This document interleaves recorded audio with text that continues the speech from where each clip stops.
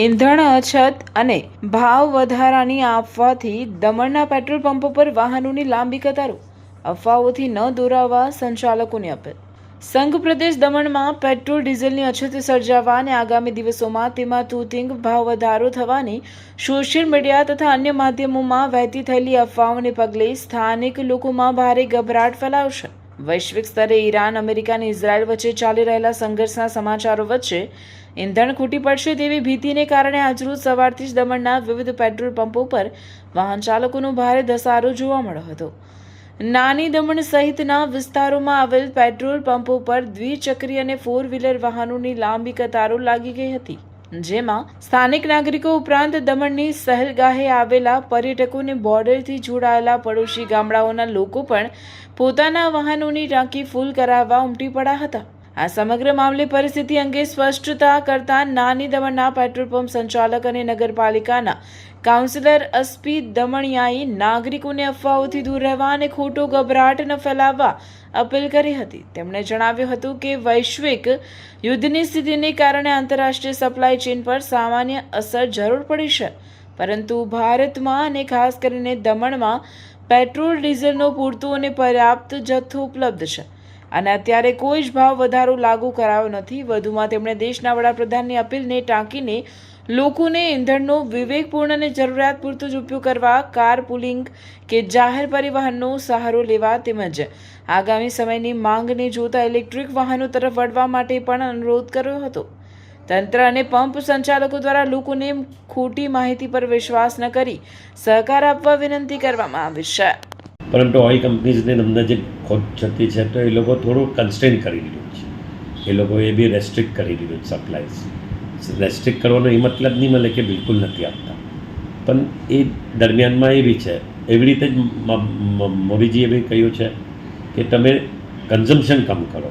તમે અગર ગાડીમાં જતા હોય તો તમે પૂલ કરો, 4-5 જણા સાથે જાઓ, પબ્લિક ટ્રાન્સપોર્ટ યુઝ કરો, વર્ક ફ્રોમ હોમ કરો.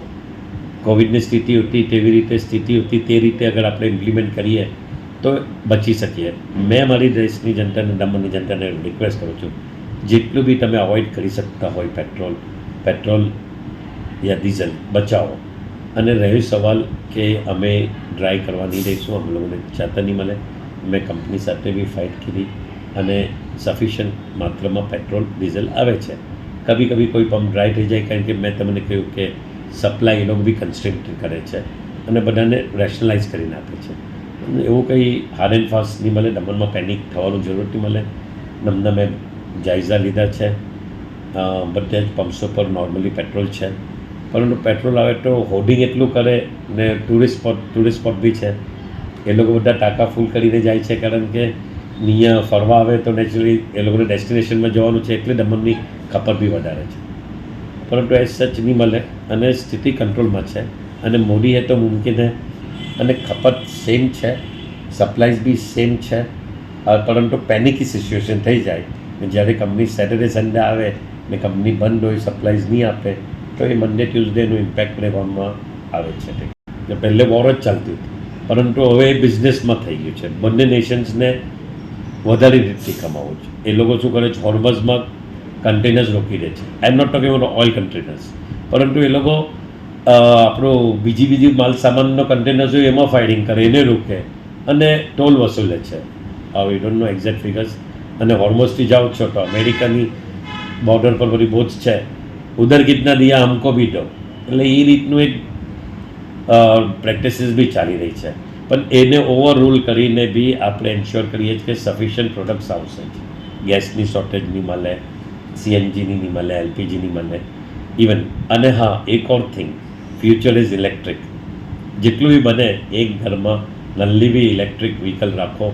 ઇલેક્ટ્રિક વ્હીકલ જ કામ લાગશે આવા ક્રાઇસિસમાં. પારડીમાં ઘરના એસીમાંથી 3 સાપ નીકળ્યા. ગરમીથી બચવા એસીમાં આશરો. એસીની પાઇપ અને દિવાલ વચ્ચેની જગ્યા સીલ ન હોય તો જોખમ. રાજ્યમાં કાળઝાળ ગરમી વચ્ચે પારડી તાલુકાના પૂર્ણિયા રેલવે ફળિયામાં એક ચોંકાવનારી ઘટના સામે આવી છે.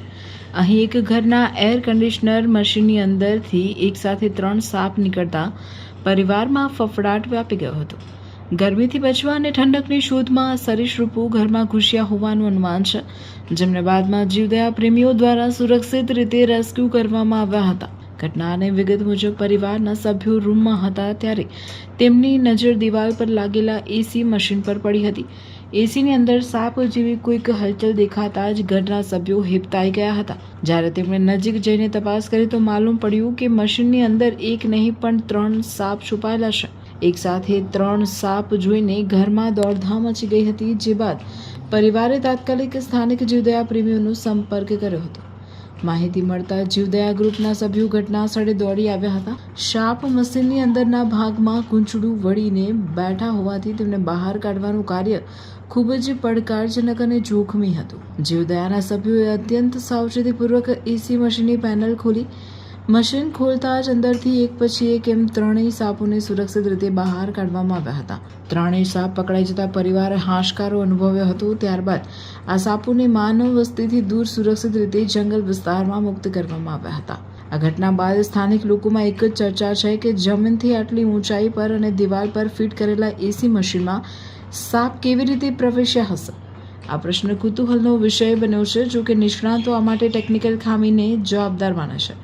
નિષ્ણાતોનું માનવું છે કે સામાન્ય રીતે એસીના આઉટડોર યુનિટ અને ઇન્ડોર યુનિટને જોડતી પાઇપ માટે દિવાલમાં હોય જે કાણું કરવામાં આવે તે બરાબર પેક કે સીલ ન હોય તો સાપ ઠંડકની શોધમાં તે રસ્તેથી મશીનમાં પ્રવેશી શકે છે.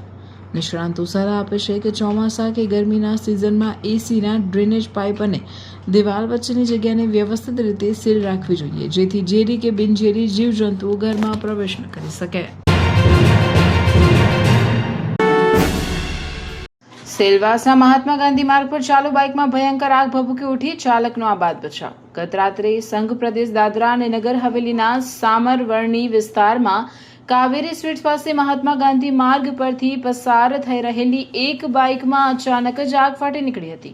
આગ એટલી ઝડપથી પ્રસરી ગઈ હતી કે જોતામાં જ તેણે આખી બાઇકને પોતાની વિકરાળ લપેટમાં લઈ લીધી હતી. પરંતુ સદનસીબે બાઇક ચાલકે સમય સૂચકતા વાપરીને સમયસર બાઇક પરથી કૂદી જતા એક મોટી જાનહાનિ ટળી હતી અને તેનો આબાદ બચાવ થયો હતો.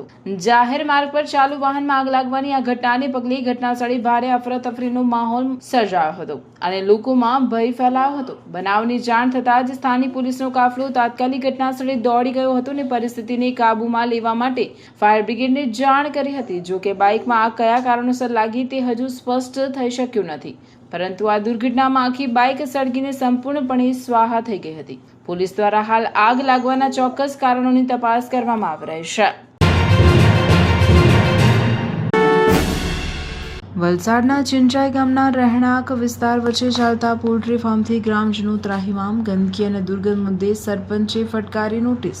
વલસાડ તાલુકાના ચિંચાઈ ગામે રહેણાંક વિસ્તારમાં આવેલા એક પોલ્ટ્રી ફાર્મે સ્થાનિકોનું જીવવું દુષ્કર બનાવી દીધું છે.